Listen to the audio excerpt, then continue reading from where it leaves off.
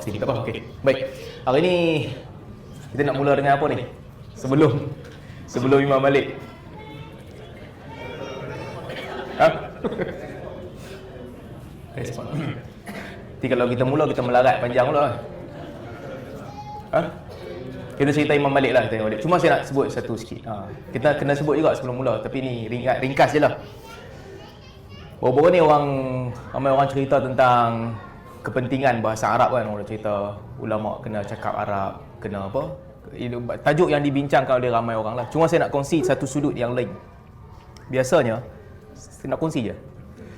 Biasanya kan, antara dilema yang dihadapi oleh ramai orang yang mengaji bahasa Arab ni, bila mereka tinggalkan negara Arab, mereka balik ke Malaysia, dia susah nak maintain. Terutamanya, kemahiran untuk bercakap agak susah sebab kita tak jumpa orang dan kita tak cakap dengan orang tiap-tiap hari. Jadi, walaupun orang tu dia sangat hebat bila dia duduk di negara Arab, bila dia balik ke Malaysia beberapa tahun, kemahiran bercakap tu akan hilang. Tapi dalam masa yang sama, adalah beza antara orang yang dia boleh berbahasa Arab dengan baik ataupun tak boleh berbahasa Arab dengan baik, adalah beza. Cuma saya nak sebut tentang satu orang ni. Biasanya tuan-tuan, untuk menulis bukan satu benda yang mudah. Sebab satu bahasa Arab, dia ada banyak cabang-cabang bahasa ni susah. Sebab dia punya grammar, nahu dia susah. Ada banyak perbezaan, bukanlah susah. Ada banyak benda yang berubah. Huruf depan dia boleh berubah, baris di hujung boleh berubah mengikut subjek yang digunakan untuk menulis. Jadi menulis bahasa Arab ni banyak benda yang perlu diingat berbanding dengan bahasa Inggeris ataupun bahasa Melayu. Jadi kebanyakan orang, bila kita tulis, lepas tulis tu kita akan betulkan lah. Kalau kita tulis type, lepas kita type, kita akan betulkan balik bila kita tulis. Dan bukan kata bahasa Arab, kalau bahasa kita pun, bahasa Melayu, bila kita tulis, sangat biasa kita buat salah bila kita tulis. Tulis kita padam, kita akan betulkan semula apa yang kita tulis bila dapat idea. Cuma saya nak sebut tentang satu orang ni yang saya jumpa. Dia tulis, kemahiran dia menulis bahasa Arab, dia tulis surat. Dia tulis surat secara spontan. Spontan tulis je daripada first sampai last, satu muka surat panjang surat tu. Terus saya tengok surat tu, tanpa sebarang kesalahan. Kalau suruh kita tulis bahasa Melayu, itu pun belum tentu kita boleh tulis. Jalan je, ikut sedap tangan je, tulis sampai habis tanpa sebarang kesalahan. Bahasa kita ni akan adalah benda yang salah potong, sambung sebelah. Ataupun kita terfikir dulu kan, apa aku nak tulis ni? Oh, mungkin ayat ni tak kena kot, potong, ganti ayat lain. Kebiasaannya, walaupun kita menulis dalam bahasa kita. Tapi orang jarang cerita kehebatan dalam berbahasa, orang cerita kehebatan dalam benda lain. Dia tulis, saya tak tahu masa tu Haji Saleh ada sekali ke tak, tapi Wira ada masa tu. Occasion tu saya ada dekat situ, ketika hari kematian isteri Dr. Yusof Qaradawi, lebih kurang 10 tahun lepas kot. Lebih kurang lah 10 tahun lepas. Orang ni adalah Presiden PAS, Tuan Guru Presiden PAS, Tuan Guru Haji Abdul Hadi.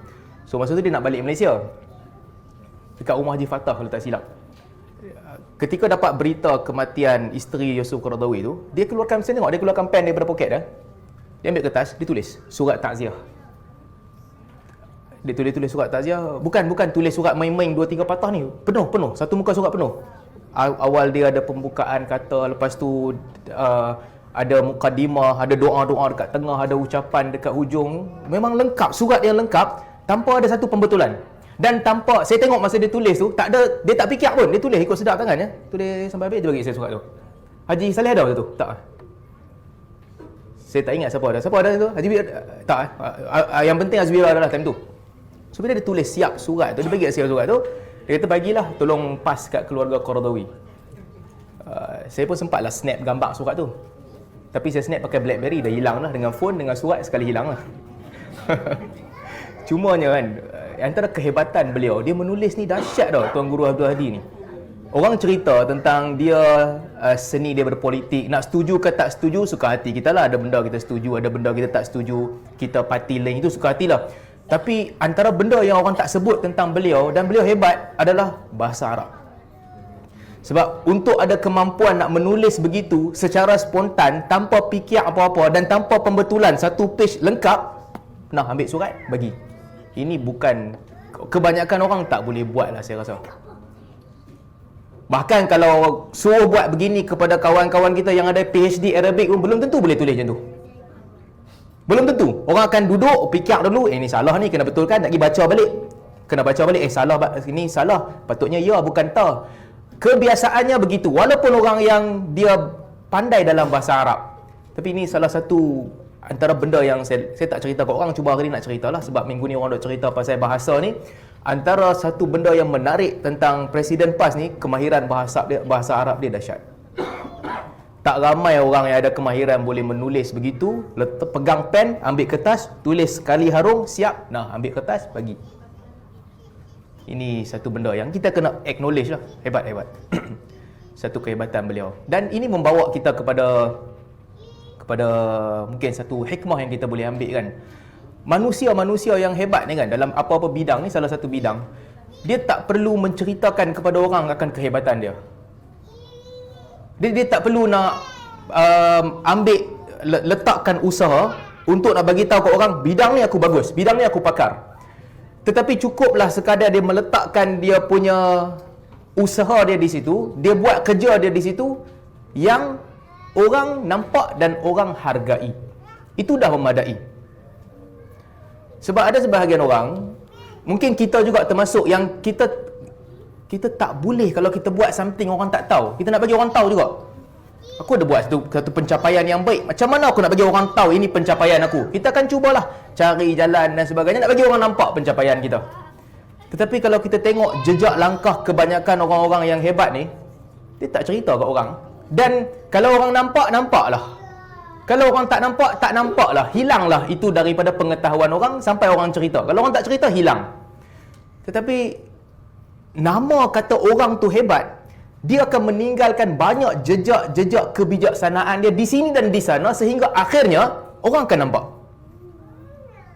Orang akan nampak, orang akan cerita di sini, orang akan cerita di sana, orang tu nampak ni, orang ni nampak ni, dan itu akan membentuk profil orang yang dikenali sebagai orang yang ada dia punya fingerprint di dalam lapangan ilmu.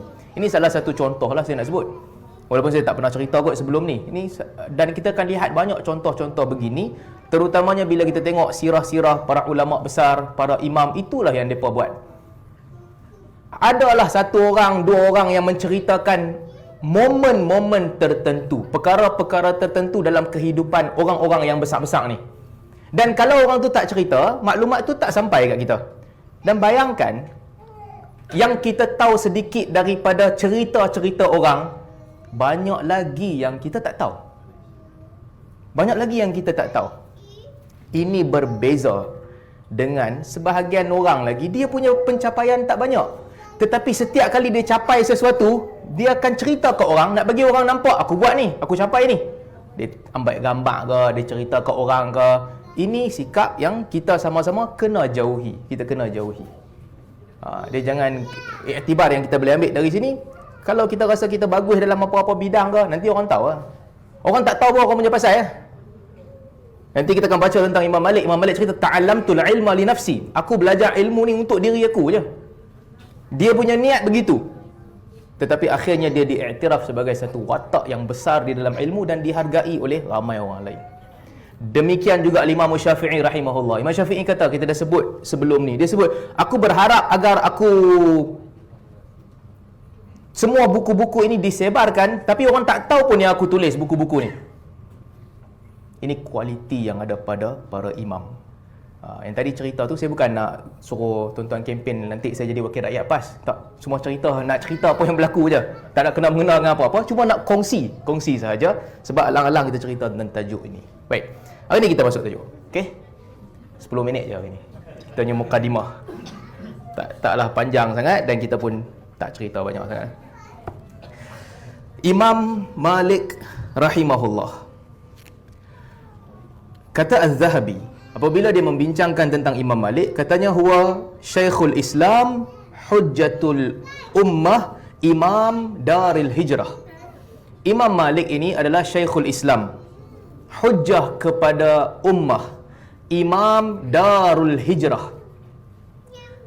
Imam itu pun bukan sekadar imam salah satu di antara imam-imam yang banyak, tapi imam adalah pemimpin Darul Hijrah, pemimpin imam di Madinah. Itulah Imam Malik. Namanya Malik bin Anas bin Malik bin Abi Amir bin Amr bin Al-Harith.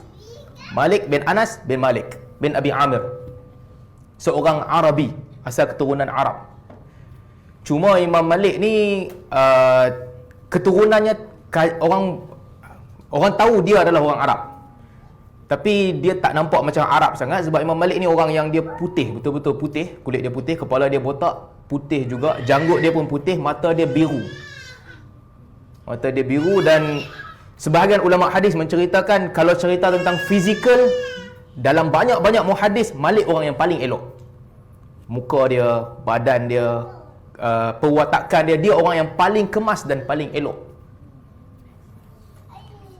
Ibnu Ishaq ni salah satu orang yang banyak mengkaji nasab Arab. Ibnu Ishaq kata Malik ni mawali Bani Taim.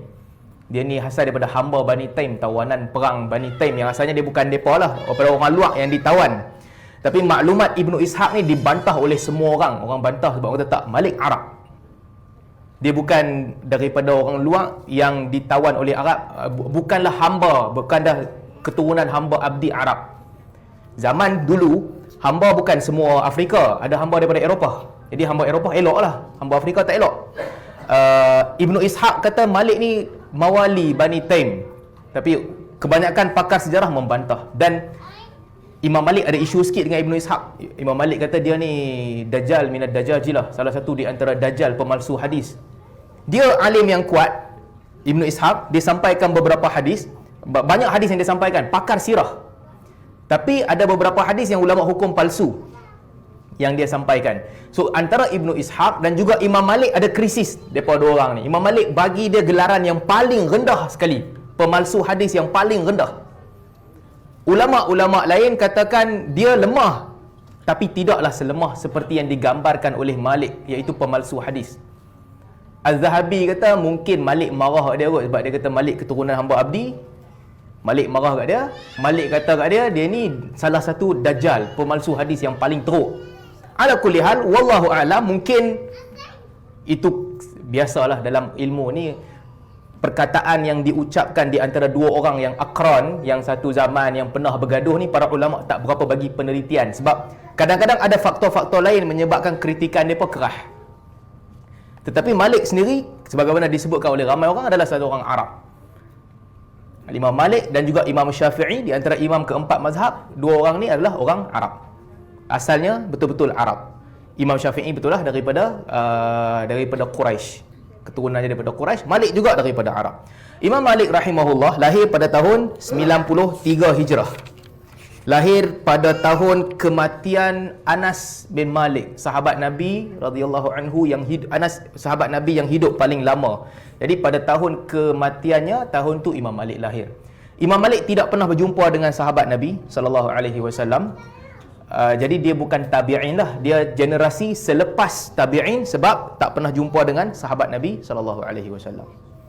Ada hadis yang masyhur di kalangan muhaddisin, iaitu Nabi sallallahu alaihi wasallam bersabda, "Yakhrujun nas minal masyriq wal maghrib fi talabil ilm, fala yajiduna aliman a'lam min alimil Madinah."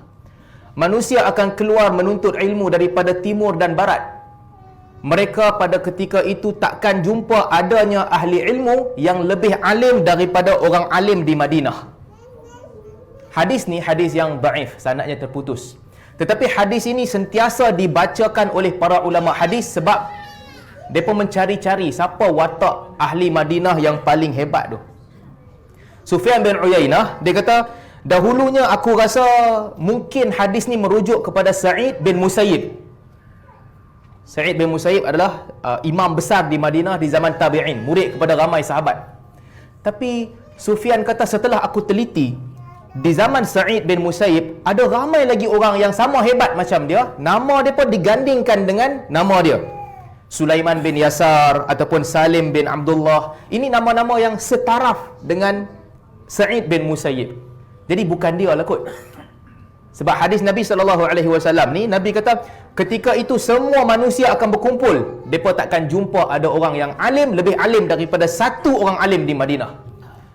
Kata Sufyan, setelah aku teliti, aku dapati bahawa yang tepat hadis itu Nabi SAW menggambarkan tentang Malik. Sebab daripada zaman sahabat, Ibnu Umar, kemudian Zaid bin Thabit, kemudian Aisyah radhiyallahu anha, ramai sahabat yang hebat di Madinah. Pergi kepada zaman tabi'in, ramai tabi'in yang hebat tinggal di Madinah dalam satu zaman.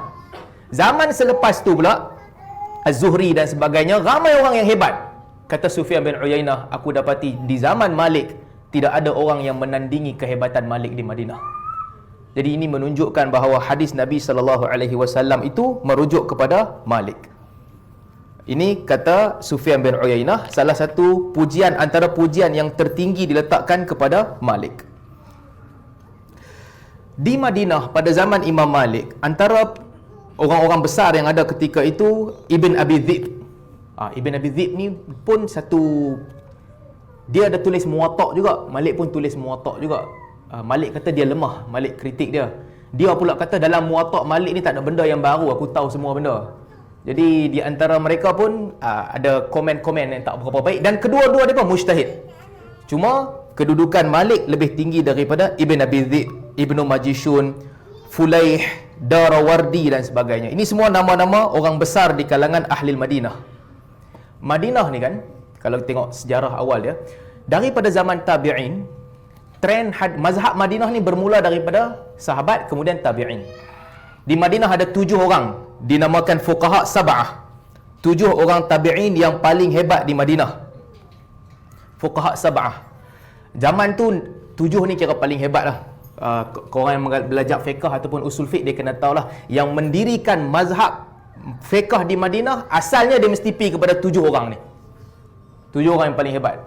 Dulu masa kami belajar usul fiqh, kena hafal nama dia sebab nak masuk exam. Siapa 7 fuqaha Madinah. Nak hafal lah nama para ulama besar di Madinah.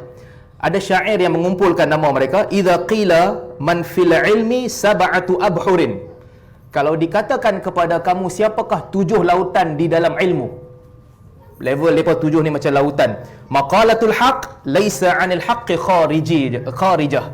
Itulah perkataan yang benar yang tidak keluar daripada kebenaran. Faqul, katakanlah, hum Ubaidullah, mereka adalah Ubaidullah, Urwah, Qasim, Sa'id, Abu Bakar, Sulaiman dan juga Kharijah. Ini 7 orang yang paling hebat di zaman tabi'in. Dan dalam mereka ni semua, Sa'id bin Musayyib mungkin antara yang paling disebut-sebut sebab dia banyak meriwayatkan hadis. Tapi sebagaimana disebut oleh Sufyan, nak kata Sa'id paling hebat pun tidak. Zaman tu ada 7 orang yang power. Tapi bila sampai ke level Malik, tidak ada orang yang satu tingkatan dengan dia ataupun kehebatan mereka sama seperti kehebatan Malik. Dalam hadis, seniority ni penting. Seniority antara benda yang paling utama, yang mana orang travel untuk jumpa guru yang senior. Meskipun kedudukan guru tu mungkin lebih rendah daripada murid. Kita dah sebut, kalau tuan-tuan ingat masa kita baca tentang tentang Imam Ahmad. Orang ketika itu Imam Ahmad, Yahya bin Ma'in dan sebagainya, mereka travel jauh untuk jumpa Abdul Razak. Meskipun Imam Ahmad mungkin lagi power daripada Abdul Razak, tapi seniority penting. Abdul Razak akan duduk kat tempat dia, orang kena pergi jumpa dia ambil hadis. Tetapi berbeza dengan Malik. Ini salah satu kehebatan Malik. Sebab dia duduk di Madinah, walaupun usia dia lebih muda daripada orang yang duduk di luar, tapi kerana status yang Imam Malik pegang ni sebagai Imam Darul Hijrah, dan Imam Malik dia ada haibah lah, keistimewaan, dia punya penampilan dia nampak sangat hebat. Orang datangnya orang hormati dia. Sehingga special case Malik ni, ramai pembesar-pembesar negeri luar yang lebih senior daripada Malik, mereka datang ke Madinah, mereka menuntut daripada dia. Mereka bukan kawan dia, mereka jadi murid dia walaupun mereka lagi tua. Laith bin Sa'ad daripada Mesir datang ke Madinah untuk belajar daripada Malik. Al-Auza'i daripada Syam. Al-Auza'i daripada Syam juga meriwayatkan daripada Malik. Dan juga Al-Thawri daripada Kufah. Sufyan Al-Thawri, nama yang besar, ambil hadis daripada Malik. Syu'bah daripada Basrah juga mengambil hadis daripada Malik. Jadi bayangkan, orang-orang ni semua lebih senior daripada Malik. Syu'bah, Al-Thawri, Laith bin Sa'ad, Al-Auza'i, mereka ni pemimpin besar negeri-negeri mereka. Tetapi Malik dianggap ada kedudukan yang lebih tinggi daripada mereka. Ini keistimewaan yang ada pada dia. Bahkan antara salah satu sebab keistimewaan Imam Malik ni, dia orang yang dia tak tunduk kepada pemerintah. Dia tak tunduk. Banyaklah kisah-kisah di antara dia dengan pemerintah. Di antaranya dia pernah jumpa dengan Abu Ja'far, Amirul Mukminin. Dia jumpa dengan Abu Ja'far, dia sebut Abu Ja'far panggil dia, dia pergi ke rumah. Bila dia sampai ke rumah Amirul Mukminin, anak kepada Amirul Mukminin ni, dia nampak Imam Malik, dia keluar. Dia masuk, bapa dia raja. Masuk nampak Imam Malik, lepas tu dia patah balik, dia keluar. Raja tanya kepada Malik, "Atadri man hadha?" Hang kenal tak budak kecil tu siapa? Malik tak tahu, budak kecil masuk tengok aku, dia keluar balik. Kata raja bagi tahu dia, "Hadha ibni wa innama yafza' min haibatika." Yang masuk tu adalah anak aku. Dia keluar balik sebab dia takut dengan kehebatan Malik. Dengan haibah yang ada pada Malik, dia keluar balik, dia takut. Kemudian raja tanya kepada Malik beberapa soalan. Raja kata, "Wallahi anta a'qalun nas wa a'lamun nas." Dia dengar jawapan Malik, dia kata, "Demi Allah, hang ni orang yang paling cerdik dan orang yang paling cerdik dan paling banyak ilmu." Kata Malik, "La, wallahi ya Amirul Mukminin." Bukan, aku bukan paling pandai. Amirul Mukminin kata kepada dia, "Bala walakinnaka taktum." Betul, hang orang paling pandai tapi hang tak mau cerita kat orang. Dan beberapa pemimpin ketika itu bagi tawaran kepada Imam Malik untuk tulis Muwatta, sebarkan ke semua negeri. Mansur disebutkan, Harun al-Rashid juga disebutkan beberapa riwayat, tapi Harun al-Rashid tidaklah sebab dia baik dengan mazhab Ahnaf di Iraq. Tapi kebanyakan khalifah minta kepada dia nak tulis kitab dia. Malik kata tak, aku tak nak. Cuma nak cerita kehebatan Malik ni, anak raja tengok dia lari keluar sebab takut. Raja jumpa dia, Amirul Mukminin jumpa dia, offer dekat dia, dan dia tolak offer Amirul Mukminin. Dalam sebahagian riwayat, Malik masuk jumpa Amirul Mukminin nak belajar hadis. Minta kat Malik, baca hadis kat aku, Ustaz. Minta Malik baca hadis. Malik kata, "Sorry, aku dah lama tak baca hadis. Anak hang baca kat aku." Itu Malik. Raja kata, "Kalau begitu, okey, keluarkan." Amirul Mukminin kata, "Keluarkan orang yang duk ada ni, bagi mereka keluar. Aku duduk nak baca seorang-seorang sebab dia takut salah tajwid takut." Dia kata, "Bawa orang semua keluar, aku baca kat hang." Malik kata, "Ilmu yang disembunyikan daripada amatun nas la yastafid minhu khas." Kalau sembunyi ilmu tu daripada orang awam, orang khas tak dapat manfaat. Letak ramai-ramai, baca hadis.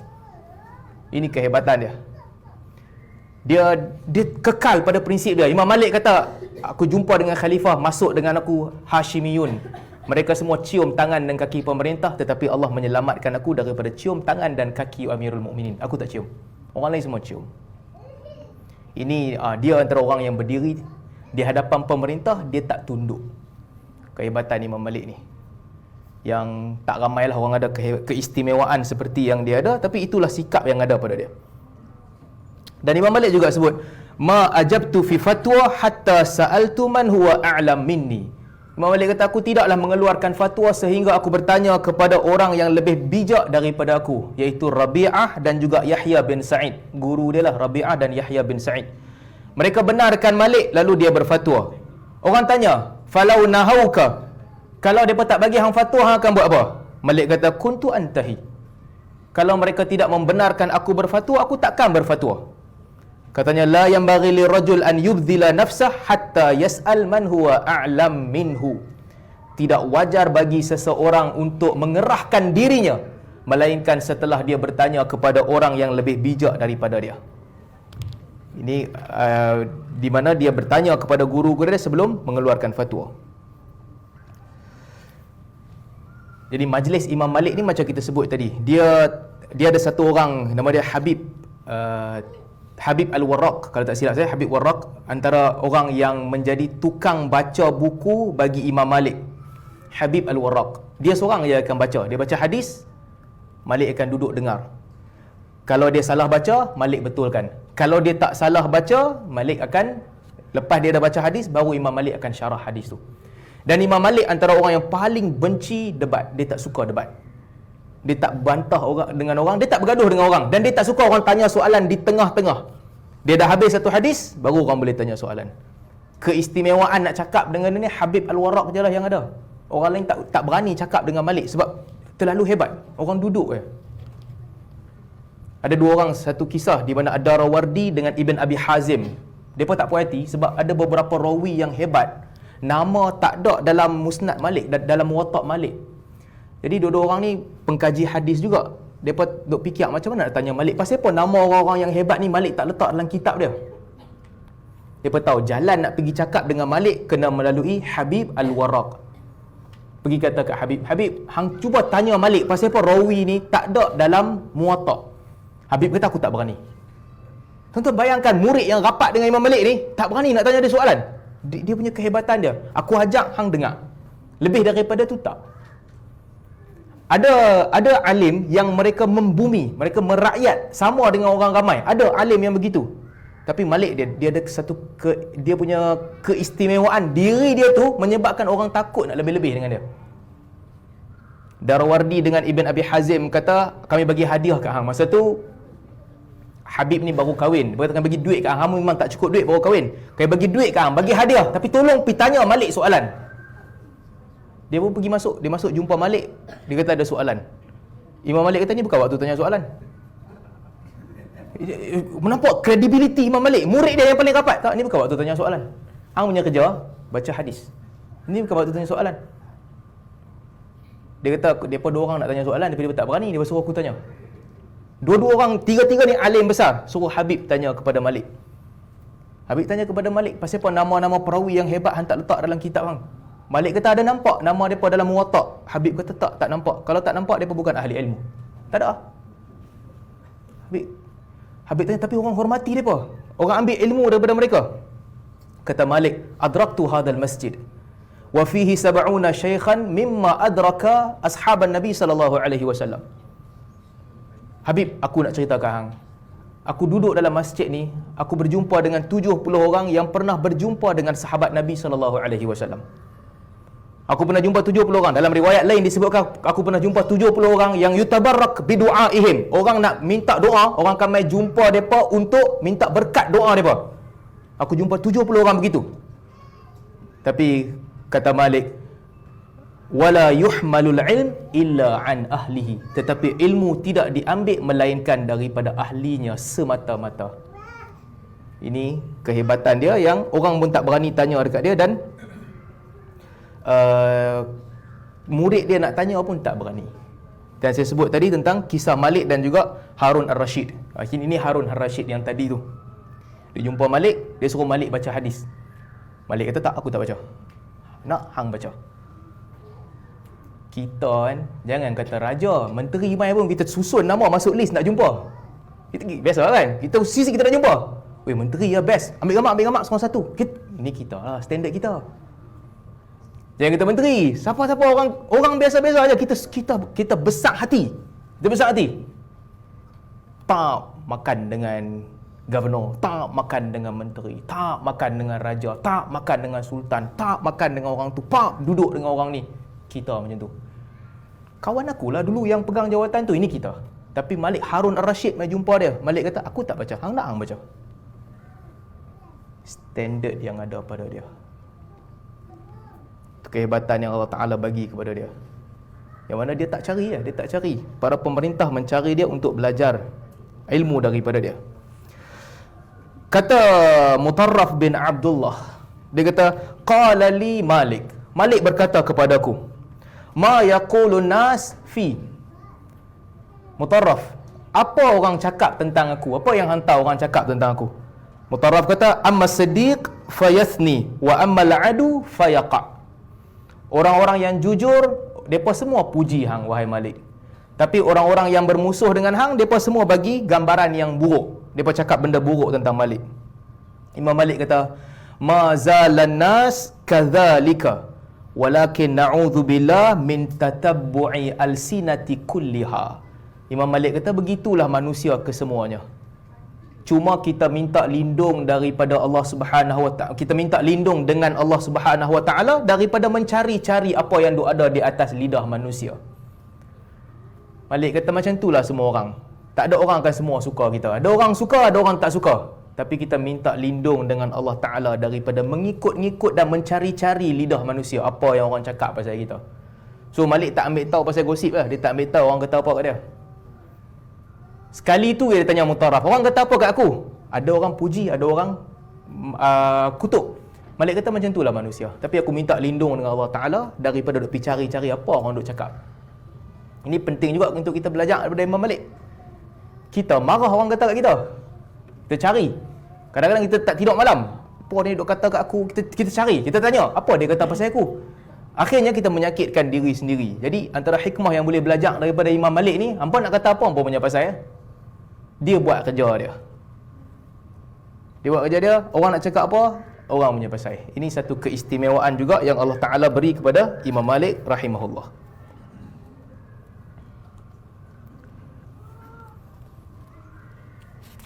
Dan antara yang disebutkan juga tentang Imam Malik ni, kata Muhammad bin Al-Hasan Al-Syaibani. Muhammad bin Hasan Syaibani ni murid kepada Abu Hanifah. Dia pergi jumpa Imam Malik. Tapi, ni saya nak cerita. Walaupun dia murid kepada Abu Hanifah dan dia belajar kepada Imam Malik, Imam Syafi'i juga murid kepada Imam Malik. Tapi, Muhammad bin Hasan ni bila dia belajar dengan Imam Malik, dia dah ikut dah mazhab Hanafi. Cuma dia nak belajar hadis daripada Malik. Bila dia pergi ke Madinah, Malik ketika itu duduk dengan sahabat-sahabat dia yang lain. Muhammad bin Hasan ni tak ada kat situ. Malik kata, "Unzuru ahlal masyriq fa'anziluhum manzilata ahlil kitab." Malik pesan dekat murid-murid dia, kamu lihatlah kepada orang-orang yang datang daripada timur, daripada Basrah, daripada Kufah, daripada Baghdad. Tengok kepada mereka. Fa'anziluhum manzilata ahlil kitab. Deal dengan mereka sebagaimana kamu deal dengan ahlil kitab. Fala tusaddiquhum wala tukadzibuhum. Jangan terima bulat-bulat hadis daripada mereka dan jangan tolak bulat-bulat hadis daripada mereka. Sebab banyak hadis palsu mai daripada tempat-tempat tu. Basrah, Kufah, Baghdad, tempat-tempat ni banyak hadis palsu. Malik kata, dengar cakap mereka sama macam apa dengar Yahudi dengan Nasrani kata apa. Betulkan pun tidak, salahkan pun tidak. Bab hadis palsu mereka banyak. Kata Muhammad bin Hasan Al-Syaibani, "Thumma altafata fara'ani." Kemudian Malik pusing, dia nampak aku. Faka'annahu istaha. Faka'annahu istaha. Dia nampak Muhammad bin Hasan. Malik kata, Muhammad bin Hasan kata nampak muka Malik macam segan. Sebab dia ni orang Iraq. Malik pesan kat sahabat dia, dia pesan, dengar orang Iraq bagi hadis, jangan terima, jangan tolak. Macam ahli kitab. Pusing-pusing nampak Muhammad bin Hasan Syaibani ada dekat situ. Malik kata, "Ya Aba Abdullah, akrah an takuna ghibah. Walakin hakadha adrakna ashabana yaqulun." Malik kata, "Mai sini wahai Abdullah, aku takut ucapan aku ini menjadi ghibah, menjadi mengumpat. Tetapi aku nak habaq dengan hang secara jujur, demikianlah yang kami dengar daripada guru-guru kami terdahulu. Ahli Iraq bagi hadis, kena hati-hati. Jangan terima daripada mereka dan jangan tolak daripada mereka. Sebagaimana ahli kitab." Kemudian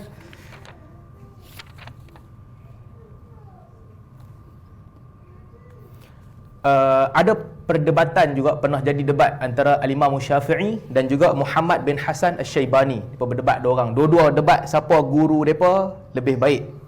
Muhammad bin Hasan kata kat Imam Syafi'i, "Sahibuna a'lam min sahibikum." Guru mazhab kami lagi hebat daripada guru mazhab kamu. Iaitu Abu Hanifah lagi bagus daripada Malik. Imam Syafi'i marah. Imam Syafi'i kata, "Sahibuna a'lam bi kitabillah min sahibikum." Guru aku, iaitu Malik, lebih tahu tentang kitabullah daripada guru kamu, iaitu Abu Hanifah. Muhammad bin Hasan kata, "Tak, guru aku lagi pandai qiyas daripada Malik." Imam Syafi'i kata, "Tidak ada ilmu lebih tinggi daripada kitabullah." Setuju tak Malik lebih pandai daripada Abu Hanifah tentang nasikh, tentang mansukh, tentang tafsir Al-Quran? Muhammad bin Hasan Syaibani kata, "Setuju. Kalau macam tu, guru aku lagi pandai daripada guru hang." Malik lagi power daripada Abu Hanifah. Imam Syafi'i bertegas. Tapi saya nak cerita, ada krisis antara Imam Syafi'i dengan pengikut mazhab Maliki. Nantilah lepas ni kita dah habis cerita pasal Malik ni, kita masuk sikit bab tu. Dan antara salah satu keistimewaan Imam Malik juga, dia menekankan satu kaedah, bila ditanya soalan, jawab la adri. Imam Malik kata la adri nisful ilm. Ataupun daripada Abu Darda. Abu Darda kata la adri nisful ilm. Menjawab aku tak tahu itu adalah separuh daripada ilmu. Orang mai dalam majlis Imam Malik, orang tanya dekat dia satu hari 48 soalan. 48 soalan orang tanya, satu. Malik jawab 23 je. Baki, berapa belas lagi baki? Malik kata aku tak tahu. Aku tak tahu. Dah, dia berhenti takat tu je. Ini keistimewaan dia lah. Dia tak tahu, dia kata dia tak tahu. Dia tak mencari, dia tak pusing-pusing nak jawab. Tak tahu. Sebab Imam Malik, antara keistimewaan dia juga, dia tak suka jawab benda yang tak wujud. Imam Syafi'i dan juga Abu Hanifah, mereka banyak berijtihad untuk menjelaskan kalau situasi ni macam mana, situasi ni macam mana. Tapi Malik tak suka. Benda yang tak wujud, dia tak jawab. Dan kuliah Malik ni ramai. Anda bayangkan, para ulama' menyebutkan Imam Malik bila mengajar, dia tak buat lawak langsung, orang tak gelak, semua haibah, orang dengar dan ambil perkataan dia sahaja. Tapi kuliah dia ramai. Disebutkan pada ketika itu kuliah Malik seperti Kharijah. Kharijah ni orang yang hebat di Madinah, guru kepada Malik. Kuliah Malik seperti Kharijah ataupun lebih ramai daripada itu. Nak menunjukkan kan, tuan-tuan, ni kita tekan sikit kat sini. Kuliah Imam Malik rahimahullah ramai orang. Betul-betul ramai. Walaupun Imam Malik tak pernah buat lawak, dia macam tu je. Orang nak tanya soalan dekat dia pun orang takut. Tapi ramai. Berbeza dengan Imam Ahmad. Kita baca dulu. Di hujung-hujung hayat Imam Ahmad tak mengajak pun. Pergi masjid, dia semayang dan dia balik. Tak jumpa orang dan tak mengajak. Simple life. Tapi Malik berbeza. Malik masuk masjid, orang kejar dia, orang ikut dia nak belajar ilmu daripada dia. Dia cakap dia orang dengar. Kuliah hadis Malik, orang tak boleh sembang. Malik kata, la tarfa'u aswatakum fawqa sautin Nabi. Jangan kamu angkat suara kamu lebih tinggi daripada suara Nabi. Habib seorang dia baca, Malik syarah. Habib baca, Malik syarah. Tapi ramai orang. Ini kita kata hikmah yang Allah Ta'ala susun yang kita pun tak tahu. Ada orang Allah Ta'ala bagi kepada dia kemasyhuran. Antara dia Imam Malik. Ketika dia hidup, dia masyhur. Setelah dia mati juga dia masyhur. Dan dia ada tinggalan ilmu yang sangat hebat. Ada orang Allah jadikan ketika hidup dia biasalah. Imam Ahmad. Kan kita cerita masa Imam Ahmad. Sebelum Imam Ahmad ada orang nama Yazid bin Harun. Yazid bin Harun adalah public figure. Ketika dia hidup, khalifah tak berani nak sebar mazhab Mu'tazilah. Sebab kalau Yazid kata lawan, orang lawan khalifah. Yazid bin Harun dah mati, ketika itu baru khalifah start. Ahmad dipenjarakan. Hujung hayat Imam Ahmad tak boleh mengajak. Pergi rumah, balik masjid. Rumah, masjid. Itu sahaja. Allah Ta'ala takdirkan ketika hayat Imam Ahmad, itulah kehidupan dia. Simple. Tetapi setelah kematian dia menjadi orang yang besar. Sebagaimana Malik juga. Dan di zaman itu, ada ramai qusas. Ramai qusas yang mana mereka berceramah. Cerita aja. Hadis palsu banyak tersebar. Yahya bin Ma'in satu ketika, Yahya bin Ma'in pergi ke satu majlis. Dia tengok ramai orang, lagi ramai daripada murid dia. Orang tu duk bagi hadis palsu, sebut nama dia. Daripada Yahya bin Ma'in, sekian. Yahya kata, aku, bila masa aku bagi hadis sekarang? Macam mana nama aku boleh masuk kat sini? Yahya tanya dia, tadi hadis tu ambil daripada siapa? Dia kata, daripada Yahya. Ni akulah Yahya. Zaman tu tak ada Facebook, tak boleh tengok muka lagi. Ni aku Yahya. Dia kata, apa? Hanya hang seorang je nama Yahya, orang lain tak ada nama Yahya. Pemalsu hadis tu ramai orang ikut dia. Yahya orang tak ikut, orang tak kenal. Ini hikmah Allah Ta'ala. Saya teringat dah, tuan-tuan. Ini saya cerita pasal PAS banyak. Tuan-tuan kalau teringat kan, kuliah Tuan Guru Ni Aziz kan, ramai orang. Saya pergi 2-3 kali lah kat Kelantan kan, ramai orang boleh buat majlis, boleh buka kedai, orang boleh duduk makan, nak dengar kuliah. Dan orang yang jauh tu tak nampak dia pun, dengar je daripada corong speaker. Dan dia tak buat lawak pun. Mana ada dia buat lawak kan? Cakap tone yang biasa dan ilmu yang dia bagi tu keluar daripada jiwa. Kadang-kadang kita tak berani nak cakap. Ada perkataan yang kalau cakap ni kontroversi kot. Terutamanya bab-bab akidah, bab sifat Allah Subhanahu Wa Taala. Kita tak berani nak, kita kena kontrol perkataan kita, takut orang salah faham. Tapi dia cakap ni dalam jiwa ni keluar terus. Akidah yang bersih yang keluar daripada jiwa keluar, cakap terus. Dan ramai, beribu setiap kuliah orang dengar. Dan dia cakap biasa. Allah bagi kemuliaan yang mana bila mengajak orang ramai-ramai. Tapi dalam masa yang sama, sebahagian orang Allah tak bagi nikmat tu. Macam Imam Ahmad dulu, zaman kita pun ramai juga orang-orang yang hebat keilmuan mereka. Mereka dikenali di kalangan ahli-ahli ilmu. Tapi bila mereka mengajak, ada sikit je lah orang yang main dengar. Tapi kalau tanya ahli ilmu, nama mereka disebut. Jadi ini antara benda yang kita kena ambil iktibar. Kemasyhuran bukan tanda orang tu power. Bukan tanda orang tu power. Tapi takkan semua yang masyhur tak power? Taklah, adalah yang masyhur yang memang hebat. Dan juga tidak dikenali bukan tanda orang itu lemah. Sama juga, adalah juga yang tak dikenali yang memang lemah terus. Ini semua aturan Allah Subhanahu Wa Taala. Allah letaklah dekat mana Allah nak letak seseorang, sebagaimana yang kita lihat apa yang berlaku kepada Malik rahimahullah.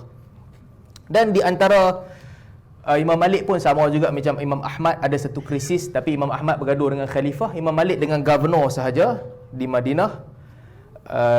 Governor ketika itu dia mutasyaddid, dia pegang dengan pandangan fiqh yang satu pandangan ni dia keras pegang. Pandangan fiqh dia adalah kalau orang yang terpaksa dia ceraikan isteri dia dalam keadaan terpaksa, talak tu jatuh. Ini pandangan ramai juga orang. Ramai ulama berpegang dengan pandangan tu. Khalifah pegang pandangan tu ataupun governor. Governor taksub dengan mazhab dia. Lepas tu Abu Ja'far ni dia pergi jumpa Malik, dia kata bab ni jangan lawan dengan aku. Jangan bagi fatwa yang berbeza dengan apa yang aku nak. Dia beritahu kepada Malik. Thumma dassa ilaihi man yas'alahu. Kemudian Malik, governor mai bagi tahu kat dia, tolong bab ni jangan cakap. Imam Malik kata, okey tak apa. Imam Malik pergi ke tepi, Imam Malik jumpa satu orang, dia bisik, "Satgi hang tolong tanya aku soalan pasal bab ni." Orang tu pun tanya kat dia soalan. Malik kata, "Laisa ala mustakrih talaq." Orang yang dipaksa, talak dia tak jatuh. Khalifah marah dia. Governor marah dia, governor pukul Imam Malik. Tapi itulah kehebatan yang ada dekat dia. Hang tak bagi aku cakap, tak apa. Dia pergi jumpa orang, tolong tanya soalan ni, sat aku jawab. Orang pesan-pesan, time tu juga dia cakap. Walaupun dia cuba dihina oleh governor, akhirnya nama dia lah yang diingati. Nama governor tu siapa pun orang tak kenal. Okay, itu sedikit sebanyak tentang Imam Malik punya profil dan juga pujian-pujian yang orang bagi kepada dia. Tentang mazhab dia pula, okey? Sedikit tentang mazhab dia. Bismillah.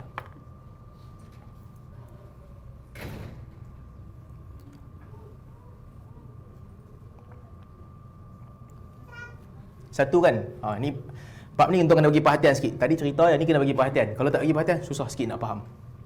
Bila cerita bab mazhab, setiap mazhab dia ada dia punya sumber hukum. Kan? Daripada mana terbit sumber hukum? Hukum mai daripada mana? Di antara orang yang paling keras mengikut hadis Nabi SAW dalam mengeluarkan hukum, tak boleh bypass hadis dengan apa sahaja cara. Itu siapa? Imam Syafi'i. Kita dah sebut, hadis tak boleh ditolak walaupun apa sahaja logik kamu. Orang kata kadang-kadang kalau ikut hadis nampak macam tak kena, kita kias dengan cara lain mungkin lagi bagus. Syafi'i kata tak boleh. Abu Hanifah kata kalau perawi hadis tu pun tak amal. Maksudnya mungkin hadis tu ada tafsiran lain pun. Syafi'i kata tak boleh. Perawi hadis tu tak amal pun tak boleh, tetap kena ikut hadis. Imam Ahmad mengambil fatwa sahabat, Imam Syafi'i kata tak. Tentang bab fatwa sahabat, mereka berijtihad, kita juga berijtihad. Kalau ada isyarat yang fatwa tu depa ambil daripada Nabi SAW, itu wajib ikut. Tapi kalau tidak, ini tidak menjadi kewajipan untuk ikut. Jadi Imam Syafi'i antara orang yang paling straight mengikut hadis Nabi SAW. Imam Malik, mazhab Maliki, uniknya mazhab Maliki, ada satu sumber hukum yang datang, kadang-kadang beberapa hadis tidak diamalkan oleh Imam Malik atas satu sebab. Iaitu Malik melihat macam mana orang Madinah berinteraksi dengan hadis tu. Amalan orang Madinah. Ini salah satu kaedah dalam mazhab Maliki. Orang Madinah buat macam mana? Sebab itu ada banyak hadis yang kadang-kadang ada hadis yang sahih, Malik sendiri riwayat. Tetapi disebabkan di Madinah orang tak amal, Imam Malik kata aku tak amal juga. Contoh yang masyhur puasa 6. Hadis puasa 6 sahih. Man sama Ramadan wa atba'ahu sittan min Syawal fa ka'annahu sama ad-dahr. Sesiapa yang puasa Ramadan dan dia campur 6 hari di bulan Syawal, seumpama dia puasa setahun. Sahih. Bila sahih, ikut kaedah Imam Syafi'i, amalah. Imam Malik kata aku tak amal. Pasal apa? Dekat Madinah aku tak nampak orang buat puasa 6. Jadi ini satu kaedah yang dipegang oleh Imam Malik. Yang akhirnya apabila Imam Syafi'i, masa Imam Malik masih hidup, Imam Syafi'i tak bantah dia. Imam Syafi'i berterusan mempertahankan Malik. Bila dia bergaduh dengan Muhammad bin Hasan Al-Syaibani, dia kata guru aku lagi hebat, iaitu Malik lagi hebat. Imam Malik kata, Syafi'i kata, idza dzukira al-ulama fa Malik najmun. Apabila disebutkan ulama, Malik adalah bintangnya. Tapi apabila Imam Syafi'i pergi ke Mesir dan sebagainya, Imam Syafi'i ketika itu banyak mengkritik hukum-hukum mazhab Maliki yang keluar daripada amalan ahli Madinah untuk bypass hadis. Ketika itu orang Mesir yang ikut mazhab Maliki marah dengan Imam Syafi'i. Mereka laknat dia, mereka maki dia, mereka marah. Tapi ini keilmuan. Imam Syafi'i kata tak boleh, kaedah kamu tu tak betul. Ada krisis antara Imam Syafi'i dan juga murid-murid Imam Malik di Mesir. Imam Syafi'i kata, kalau kamu cek balik, yang kamu kata ijma' ahli Madinah tu, ada ulama ahli Madinah pun yang tak sama dengan kamu. Imam Syafi'i keras dalam bab ni, dia tulis dalam Ikhtilaful Hadis. Dia kata tak ada benda yang orang lain berbeza dengan kamu, wahai ahli Madinah, melainkan kamu akan dapati ada ahli Madinah yang dah berbeza dengan kamu pun. Ini bukan sunnah, kata Imam Syafi'i. Ini sekadar amalan orang Madinah, dia bukan hukum, dia bukan sumber. Boleh jadi amalan tu satu orang yang start, kemudian orang lain ikut. Ini bukan sumber. Jadi ada banyaklah kes. Contohnya kan, di Madinah, menjadi amalan di Madinah, zakat fitrah, mereka buat keluar pagi raya. Pagi raya, baru mereka buat keluar zakat fitrah. Hari-hari last puasa tak buat keluar. Di Madinah. Jadi yang tersebar fatwa di Madinah adalah makruh bagi zakat awal. Pagi raya, sebelum nak pergi sembahyang raya, baru buat keluar zakat fitrah. Kata Imam Syafi'i, bukankah Ibnu Umar radhiyallahu anhu mengeluarkan zakat fitrah 2-3 hari sebelum raya? Kalau kamu kata kamu ikut imam ahli Madinah, Ibnu Umar lebih awal dan dia di Madinah. Imam Syafi'i kata pandangan kamu salah. Ahli Madinah salah dalam bab ni. Orang Maliki marah. Imam Syafi'i kata ada sahabat Nabi SAW buat keluar zakat beberapa hari sebelum hari raya. Bahkan Nabi SAW membenarkan Abbas buat keluar zakat awal. Jadi kenapa nak tunggu hari raya? Yang kamu kata makruh itu salah. Jadi itu bukan tuntutan hadis Nabi SAW. Jadi ada banyaklah isu-isu yang ada dalam hadis, tapi di Madinah orang tak amal, disebabkan itu dalam mazhab Maliki yang masyhur mereka tak amal. Antaranya haji qiran, gabung sekali haji dengan umrah dalam satu haji. Qiran kan, satu niat buat haji dengan umrah. Orang Madinah kata makruh. Mereka ambil daripada fatwa yang masyhur di Madinah, makruh. Imam Syafi'i bila dengar fatwa ni dia marah. Dia kata fa kaifa karihtum ghaira makruh wa khalaftum man la yanbaghi khilafuhu. Imam Syafi'i kata bagaimana kamu boleh membenci sesuatu yang tidak patut dibenci dan kamu berbeza dengan satu orang yang kamu tak patut berbeza dengannya. Imam Syafi'i keras. Nabi kata boleh qiran haji dengan umrah dan benda tu diterima, Nabi suruh sahabat buat, macam mana kamu boleh kata itu makruh? Ulama mazhab Maliki jam tak boleh jawab Imam Syafi'i. Sebab bila hujah, mereka kata kami nampak orang Madinah buat macam ni. Tapi Imam Syafi'i kata itu bukan hujah. Hujah sebenarnya adalah sebagaimana yang dibuat oleh Nabi SAW. Jadi ini satu isu. Dalam mazhab Maliki, amalan ahli Madinah itulah yang mereka amalkan. Tapi Imam Syafi'i kata yang ni bukan hujah. Amalan ahli Madinah tak ada beza dengan amalan di negeri-negeri lain. Sebab boleh jadi ada orang yang initiate amalan tu dan orang lain ikut. Tak semestinya itu yang disepakati oleh sahabat Nabi. Cuma logik mazhab Maliki pula. Logik mazhab Maliki, dia kata Nabi baru meninggal dunia 70 tahun. Banyak tabi'in duduk di Madinah sebelum ni. Selepas zaman tabi'in, tabi'ut tabi'in. Imam Malik ni datang baru selepas zaman tabi'in. Bahkan dia pernah jumpa dengan Nafi' daripada Ibnu Umar, dengan Nafi' dia pernah jumpa dengan apa nama Ibn Shihab Az-Zuhri juga dia pernah jumpa. Baru lagi zaman Nabi. Takkanlah orang Madinah nak buat bid'ah. Jadi logik mazhab Maliki, mereka kata apa yang dibuat di Madinah ini diwarisi daripada Nabi SAW, daripada sahabat Nabi SAW. Walaupun tak ada satu hadis, tapi apa yang mereka buat ni, ini lebih kuat. Sebab amalan ini amalan yang diwarisi daripada Nabi. Itu logik dia. So kalau ada satu hadis je, orang Madinah tak amal, Maliki kata jangan amal lah. Mungkin ada masalah dengan hadis tu, tapi tak mungkin orang Madinah nak sepakat buat bid'ah. Sebab tu ada hadis Nabi yang salah satu famous juga, al-bay'an bil khiyar ma lam yaftariqa. Dua orang yang beli barang ada option untuk batalkan jual beli selagi belum berpisah. Dah berjual beli dah, tapi selagi duduk sama-sama ni, dekat nak balik, tak mau, pulangkan balik duit aku, return. Ada hadis Nabi SAW. Orang tanya Imam Malik, hukumnya bagaimana? Imam Malik kata tak ada. Once akad dah selesai, selesai. Kenapa? Sebab itu yang aku lihat fuqaha ahli Madinah buat. Itu yang tabi'in buat di Madinah, dan itu yang mereka warisi daripada para sahabat. Hadis tu macam mana? Hadis tu maksud dia mungkin lain. Maksud dia selagi dia tak berubah cakap benda lain, cakap dalam bab jual beli, boleh cancel. Tapi hadis tu kata boleh batalkan jual beli selagi tak berpisah. Malik kata di Madinah kami tak amal macam tu. Kalau betul lah itu agama, kalau betul lah itu syariat, mesti orang Madinah takkan tinggalkan dia. Jadi tuan-tuan ikut mana ni? Mazhab Syafi'i ke mazhab Maliki? Mana satu yang kuat? Mana yang kuat dalam bab ni? Pandangan Imam Syafi'i ke pandangan Imam Malik? Kita uji minda sikit. Macam mana? Amalan ahli Madinah tu hujah ke tak? Dalam hadis tak ada, tapi orang Madinah buat. Bukan orang Madinah lah ni. Orang Madinah baru je selepas Nabi wafat 40 tahun, 50 tahun. Ataupun dalam hadis ada, tapi orang Madinah tak amal. Kuat ke tak? Jadi sumber hukum ke tidak? Jadi sumber apa? Okey, kalau tak, kira kita mazhab Syafi'i lah. Bukan sumber hukum. Tapi ini antara salah satu perbezaan antara Imam Syafi'i dan juga Imam Malik. Dan okey, ini satu. Yang kedua, Imam Malik adalah imam yang paling banyak menghukum bid'ah pada perkara-perkara yang tak ada dalam hadis.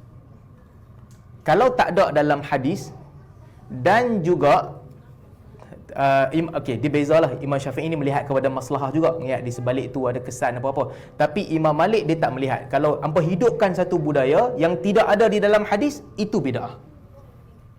Miqat. Apa hukum niat ihram sebelum miqat, jauh daripada miqat?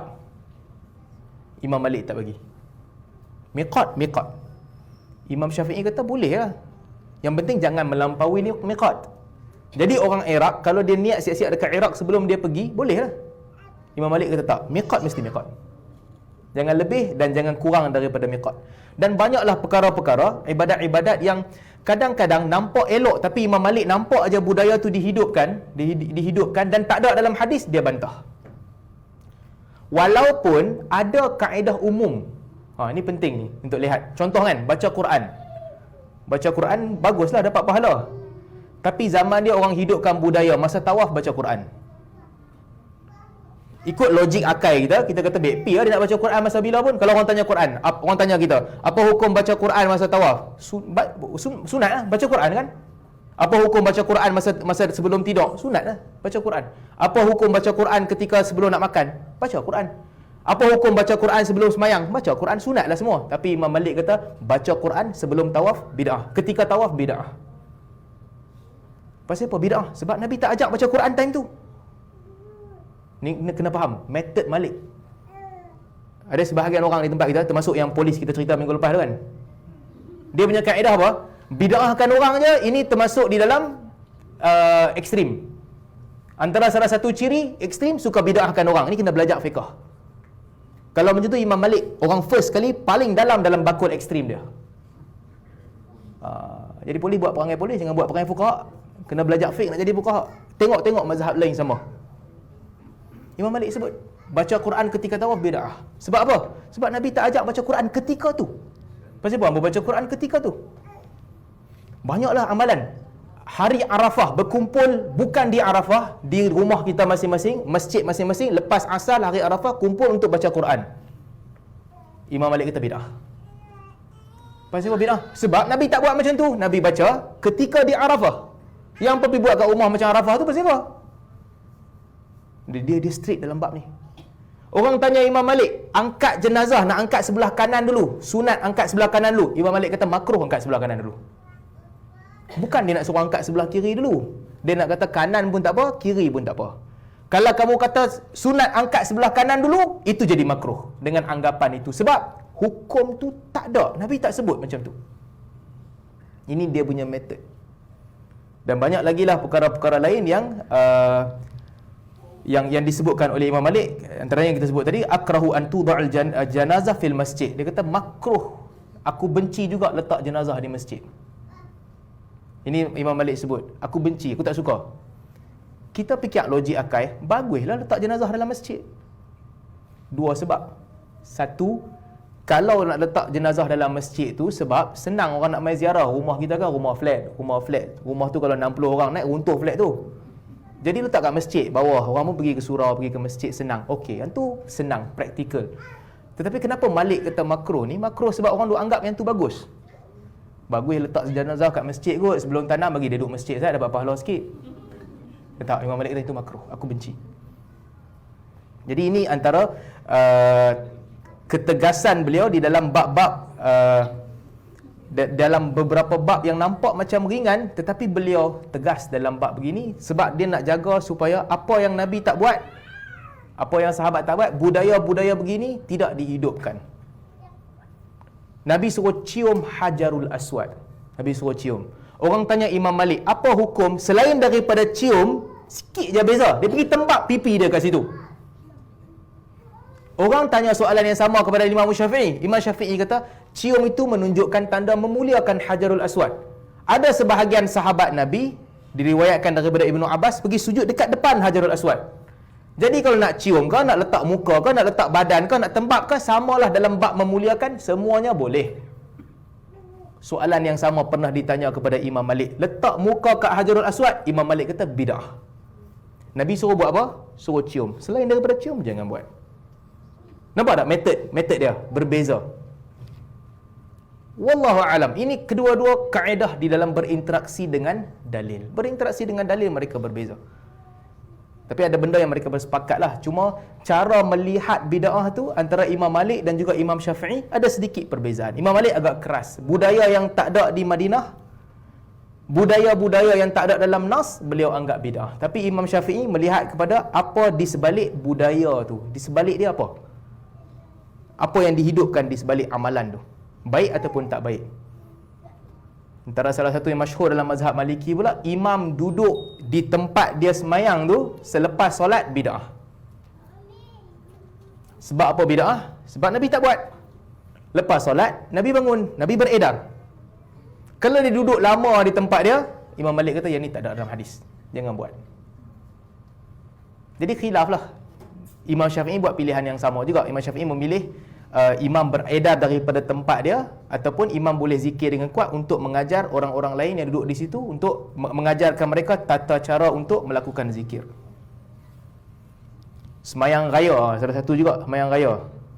Masjid ada zaman Nabi, adalah Masjid Nabawi kan. Tetapi semayang raya, Nabi tak pergi Masjid Nabawi. Nabi keluar pergi ke tanah lapang. Tanah lapang, Nabi solat di situ. Orang tanya kepada Imam Malik, apa hukum solat semayang raya dalam masjid? Imam Malik kata semayang raya dalam masjid ghairu darurah da'iyah bid'iyah. Disebutkan dalam mazhab Maliki yang masyhur, solat raya dalam masjid juga bid'ah tanpa keperluan, kecuali Masjidil Haram. Selain daripada Masjidil Haram, tak, Nabi buat dekat luar. Apa pergi buat kat luar enggak? Jadi ini antara beberapa perkara yang Imam Malik tegas di dalam hukum. Dia punya pandangan macam mana Nabi buat, macam itulah yang patut dilakukan. Dan antara yang istimewa juga dalam mazhab Maliki ni, dia ada beberapa kaedah yang hukum boleh terbit. Antara dia maslahah, sadd zari'ah, menutup jalan kerosakan, dan juga maslahah. Ini dua benda yang hukum boleh datang. Kita boleh buat hukum baru untuk menutup jalan-jalan kerosakan. Jalan-jalan yang membawa kerosakan boleh tutup siap-siap, buat hukum baru. Imam Malik kata itu boleh. Ataupun maslahah boleh. Berbeza dengan Imam Syafi'i. Imam Syafi'i qiyas. Imam Syafi'i sangat tekankan qiyas. Dalil kata macam mana, boleh qiyas dengan dalil sahaja, tak boleh keluar daripada tu. Sebab tu tuan-tuan, kalau kita tengok empat mazhab ni, sebenarnya orang tak cerita, cuma yang antara yang paling tegas mengikut sunnah Nabi SAW adalah Imam Syafi'i. Ya. Imam Syafi'i hanya qiyas apabila ada keperluan sahaja. Kadang-kadang benda ni nampak macam mungkin kita kena ubah kot. Tapi tak, Imam Syafi'i kata hadis tak tunjuk macam tu. Contoh kan, zakat fitrah lah sebagai contoh. Zakat fitrah. Nabi suruh kutip zakat fitrah daripada tamar, daripada makanan yang orang makan, gandum dan tamar. Yang orang makan, makanan asasi. Imam Syafi'i qiyas ke tidak? Imam Syafi'i qiyas. Imam Syafi'i kata kalau di tempat lain makanan asasi dia lain, tetap kena zakat fitrah sebab qiyas yang direct. Makanan asasi di Madinah adalah tamar, fitrah bayar dengan tamar. Pergi ke negara Beleng pula, mungkin makanan asasi dia spaghetti, bayar dengan spaghetti. Itu boleh qiyas sebab makanan dengan makanan. Tapi tukar daripada tamar kepada nilai tamar tu sendiri, Imam Syafi'i kata yang ni tak boleh. Imam Syafi'i kata tak boleh. Apa logik tak boleh? Nabi suruh minta makanan. Nabi suruh minta specifically makanan asasi. Nabi tak suruh minta duit. Zaman tu ada tak emas ataupun perak? Ada. Ada tak emas ataupun perak yang orang guna untuk menyimpan nilai ataupun untuk yang boleh digunakan untuk tukar dengan benda-benda lain? Ada. Tapi Nabi benarkan ke tidak? Tak, Nabi tak benarkan. Nabi tak bagi guna nilai beras, nilai tamar tu ditukar kepada emas dan perak, Nabi tak bagi. Zaman tu ada ke tidak orang yang susah ataupun makanan dia cukup? Dia susah, cuma makanan dia cukup. Dia adalah sedikit pokok tamar yang dia sentiasa boleh makan. Ada. Boleh tak untuk orang ni bagi zakat selain daripada tamar sebab tamar dah ada? Tak boleh. Jadi logik Imam Syafi'i, hadis sebut kena bagi makanan asasi, kena bagi makanan asasi. Bukan hak kamu untuk bawa masuk kepala otak kamu. Orang lebih memerlukan duit kot daripada makanan. Itu kamu bukan buat penetap hukum syarak. Itu hak Allah Ta'ala. Allah Ta'ala minta yang tu, yang itulah. Ini mazhab Syafi'i.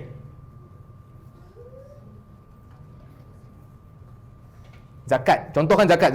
Ada orang kaya tapi dia tak tanam padi ataupun dia tak tanam padi ataupun dia tak tanam tamar, dia tak tanam gandum. Dia tanam ketum. Ketum tak dibenarkan. Dia tanam kelapa sawit. Dia kaya. Kena zakat ke tidak? Kena zakat tidak? Imam Syafi'i kata hang kaya ke hang miskin, hang punya pasal lah. Benda tu tak kena zakat, pasal apa aku nak minta zakat?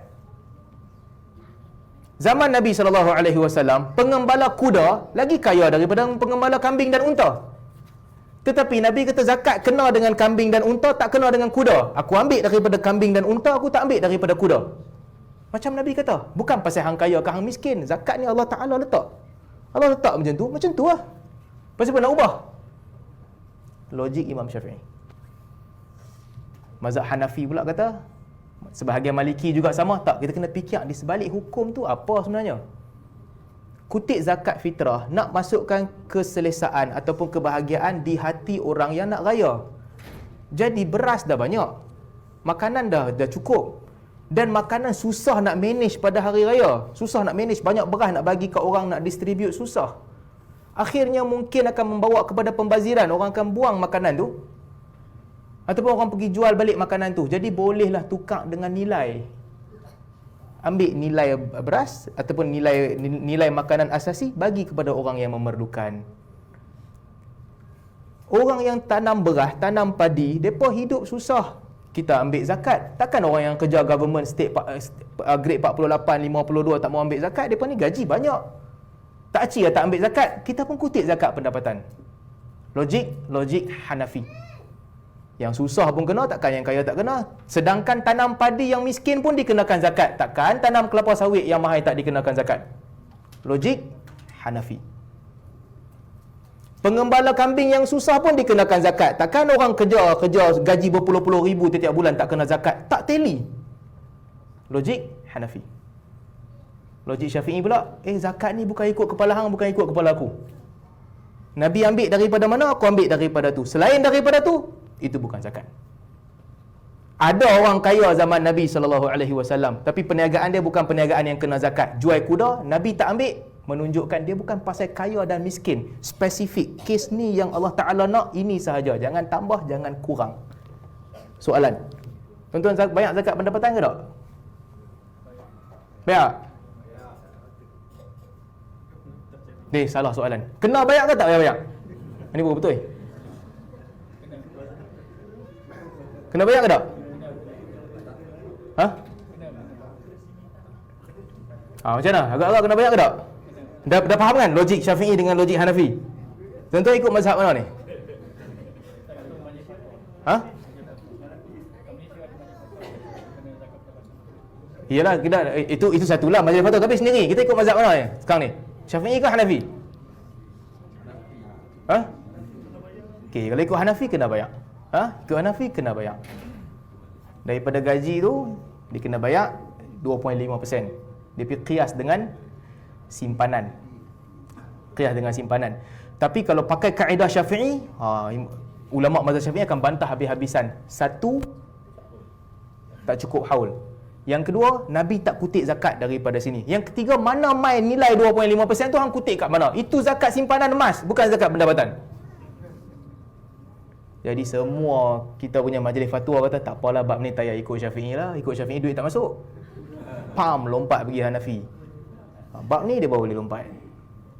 Itu yang kita dengan cerita ni, bab hukum ni bila kita cerita. Nak taksub sangat ni, tak ada orang yang strict dengan satu mazhab. Tak ada orang. Tapi uniknya mazhab Syafi'i, itulah dia punya keras dalam mengikut sunnah. Mazhab Maliki dia ada sedikit jalan keluar di mana ada hukum yang terbit daripada maslahah. Jadi saya berhenti takat ni dulu untuk hari ini. InsyaAllah nanti kalau ada kesempatan kita sambung. Tinggal yang Abu Hanifah lah kot yang belum kita bincang lagi. Okey, seperti Ustaz. So sebelum kita tutup mungkin ada soalan sikit. Kalau ada siapa-siapa yang nak tanya Ustaz. Soalan apa-apa? Assalamualaikum warahmatullahi.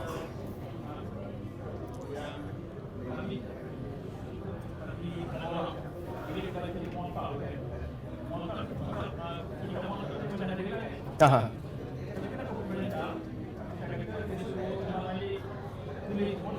Okey. Pemerintah ketika itu, Al-Mansur juga Harun Al-Mansur memerintahkan pada ketika itu, dia perintahkan Malik untuk ditulis muwatta' tu dan disebarkan kepada semua negeri. Itu arahan dia lah, salin muwatta', nasakh, salin muwatta', sebarkan kepada semua negeri dan wajibkan orang ikut mazhab Maliki. Itu arahan pemerintah. Dan itu yang Imam Malik tolak. Imam Malik kata susah untuk mengumpulkan orang di atas satu mazhab setelah mereka berbeza-beza sebelum tu. Mereka mengamalkan apa yang mereka belajar daripada para sahabat Nabi sallallahu alaihi wasallam, dan di negeri-negeri ini telah ada pun mufti-mufti yang besar. Di Syam ada Al-Auza'i yang orang selesa mengikut pandangan Al-Auza'i. Di Mesir ada Laith bin Sa'ad yang orang selesa mengikut pandangan Laith bin Sa'ad. Di Iraq ada Sufyan As-Sauri yang orang selesa mengikut pandangan dia. Malik kata susah untuk memaksa orang kepada satu pandangan. Jadi yang tidak diterima oleh Imam Malik, dia tak terima khalifah untuk salin banyak-banyak kitab dia dan impose mazhab dia ke semua negeri. Dia tak bagi. Imam Malik tak suka. Tuan-tuan, kadang-kadang kan mazhab ni tersebar bukan kerana mazhab tu lebih betul daripada mazhab lain. Dia ada banyak faktor-faktor lain. Ada orang yang dia berani untuk paksa mazhab tu. Apabila dia berani paksa mazhab tu, akhirnya mazhab dia mungkin menjadi dominan. Dia mungkin menjadi dominan sebab orang paksa. Ada orang dia tak nak dipaksa, dia tak jadi dominan. Dan kadang-kadang Allah takdirkan ada orang yang hebat dalam keilmuan tapi mazhab dia mati dan hilang. Laith adalah orang yang hebat. Para ulama menyebutkan ketika itu dikatakan kalau bandingkan Laith dengan Malik, Laith lebih mendalam dia punya pengetahuan fiqh, qiyasnya dan hadisnya lebih mendalam. Gabung antara dua-dua. Tapi Allah Ta'ala takdirkan mazhab dia hilang. Mazhab Maliki kekal. Kenapa semua ini? Adalah hikmahnya. Qiraat yang kita baca. Contoh kan, qiraat yang kita baca Al-Quran. Dikatakan bacaan Ibnu Umar lebih tepat dengan bacaan Quraisy. Dikatakan Quraisy baca begitu. Artinya bacaan Nabi SAW, Hamzah tidak dibaca dengan tahqiq pada setiap keadaan. Hampir sepakat ke semua qurra kata macam tu yang Quraisy baca. Hamzah tak ditahqiq. Tapi Allah Ta'ala takdirkan yang menjadi famous di banyak negara Islam adalah bacaan yang datang daripada Hafs. Asim daripada Hafs. Maksudnya apa? Dua-dua ni mutawatir. Fiqh pun sama tadi, qiraat pun sama. Tetapi Allah Ta'ala takdirkan di mana Allah Ta'ala nak letakkan setiap sesuatu tu. Allah Ta'ala tentukan. Aku nak jadikan qiraat ni paling masyhur, qiraat ni lah paling masyhur. Aku nak jadikan mazhab ni hilang, hilanglah mazhab ni. Aku nak jadikan mazhab ni kekal, kekallah mazhab ni. Dan sekarang ni, kalau tengok sekarang ni, Maliki di Afrika, Imam Darul Hijrah, imam paling besar di Madinah. Zaman tu di Madinah tak ada siapa lagi hebat daripada Malik lah. Nama lain tak boleh disebut. Sufyan bin Uyainah kata di zaman Malik tak ada siapa setahap dengan Malik di Madinah. Yang lain semua bawah pada dia. Allah takdirkan Madinah tak ikut mazhab Maliki. Sekarang ni Madinah ikut Hanbali. Madinah ikut Hanbali. Tu jauh hujung-hujung Afrika, Morocco, Algeria, Libya, Tunisia. Mereka tu pula yang ambil dan amalkan mazhab Maliki. Jadi ini semua takdir Allah Subhanahu Wa Taala. Dan Allah Taala takdirkan Malaysia dan Indonesia ikut mazhab Syafi'i. Maka secara tak langsung mazhab Syafi'i akan jadi majoriti penduduk dunia lah. Sebab 200 juta orang Indonesia, siapa nak lawan? Hang kumpul banyak mana negara pun tak dapat banyak tu. Jadi majoriti. Dan Allah Ta'ala takdirkan India dan Pakistan mengikut Hanafi. Campur orang Muslim dekat-dekat di tengah-tengah Asia ni pun ramai. Jadi kalau kira majoriti sekarang ni Syafi'i dan juga Hanafi lah. Sebab kawasan tempat kita ikut Syafi'i, di tengah-tengah India mengikut Hanafi. Meskipun majoriti negara Arab Hanbali dan Maliki. Kalau pakai logik kita, macam-macam orang boleh kata. Dah, orang Arab lagi pandai daripada Ajam. Mungkin yang lebih tepat adalah Maliki dan juga dan Hanbali. Ikut logik lagi satu pula kata, dah, sebenarnya yang majoriti tu yang betul. Jadi yang betul adalah Syafi'i. Lagi satu pula kata, dah, kalau campur-campur semua negara, India, Pakistan, Bangladesh, Hanafi lagi banyak daripada Syafi'i. Hanafi yang betul. Jawapan yang paling tepat dalam bab ni sama tadi macam kita cerita, bab syuhrah, bab kemasyhuran dan sebagainya. Allah Ta'ala letaklah kat mana Allah nak letak orang tu. Allah Ta'ala letak kat mana Allah nak letak mazhab tu. Ini semua urusan Allah yang mana akhirnya kita cuba untuk mengikut apa yang kita rasakan benar, itu yang kita ikut. Tapi kedudukan sesuatu tu Allah nak letak dekat mana, ini kita pun tak tahu. Hikmah dia wallahu a'lam. Kita pun tak tahu hikmah dia apa. Apa hikmahnya? Tuan-tuan kalau fikir kan, apa hikmahnya Allah Ta'ala nak takdirkan Saidina Hussein yang Nabi SAW sayang betul Saidina Hussein mati dibunuh? Apa hikmah dia? Apa hikmahnya Allah Ta'ala nak takdirkan Saidina Uthman pemberontak datang dan bunuh dia, lawan dengan dia, bunuh dia, orang di kalangan orang Islam sendiri? Kita tak boleh fikir. Tapi itulah ketentuan Allah Subhanahu Wa Ta'ala. Jadi kebenaran bukan diukur dengan situasi semasa. Sebab situasi semasa ni ada hikmah yang kita tak boleh nak faham. Kebenaran diikut apa yang kena dengan Quran, apa yang kena dengan hadis Nabi SAW, yang itulah yang betul. Yang itulah yang betul. Okey, itu sedikit sebanyak soalan untuk kata Hanbali. Kata Hanbali. Qatar, Saudi, Hanbali. Qatar, Saudi, Kuwait juga. Kuwait yang bukan, Kuwait ni banyak mazhab tapi kebanyakannya Hanbali. UAE mazhab apa? UAE Maliki ke? Saya tak pasti. Okay, mungkin dia kot Maliki. Okay, kita berhenti dulu setakat hari ini. Mudah-mudahan Allah Subhanahu Wa Taala memberi manfaat kepada ilmu yang kita belajar. Ya, Alhamdulillah, so hari ini kita dapat belajar sesuatu tentang karisma dia, tentang cara dia menghormati ilmu dan menyampaikan ilmu dan menyebarkan ilmu. Semoga kita semua dapat ambil iktibar dan juga untuk amalkan dalam diri kita dan keluarga kita. So, terima kasih banyak-banyak Ustaz atas perkongsian hari ini. Dan sebelum kita mengakhiri majlis, selalu kita mengucapkan terima kasih kepada Tuhan. Subhanakallahumma bihamdika asyhadu an la ilaha illa anta astaghfiruka